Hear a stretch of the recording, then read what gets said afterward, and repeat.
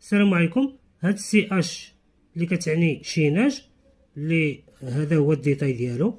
يقدر يكون دوبل سيناج، يعني كيكون سيناج لتحت وكيكون مثلا هذا غروبيطون ولا حجره، وسيناج اللي غيكون في النيفو ديال الضاله. وهنا الحديد اللي غادي يكون فيه مثلا بحال هذا الفوق ديالو 4 البارات ديال العشرة، والتحت كذلك 4 البارات ديال العشرة، والكادر والبانغلا.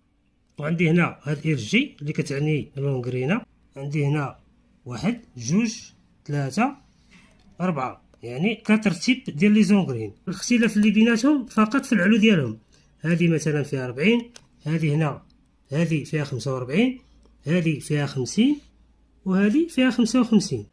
فهاد الديتاي كنلقى الحديد اللي غادي يكون فهاد لي زونغري. مثلا هذه فيها 3 البارات ديال 12 الفوق، 3 البارات ديال 12 لتحت، وهنا شاده النيفو ديال الضاله وهابطه لتحت. هذه مثلا اللي كبيره اللي فيها 55 غادي نلقى فيها حتى هي 3 ديال البارات ديال 12 الفوق، و3 البارات ديال 16 لتحت، وفيها 2 ديال السماطي، فيها سرديله واقفه، فيها بانغلا في العرض ديالها.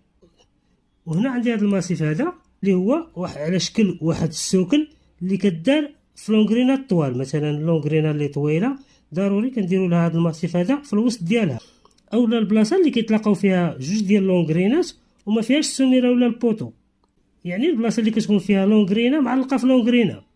هادو هما الحالات اللي كنديروا فيهم هذا الماسيف هذا.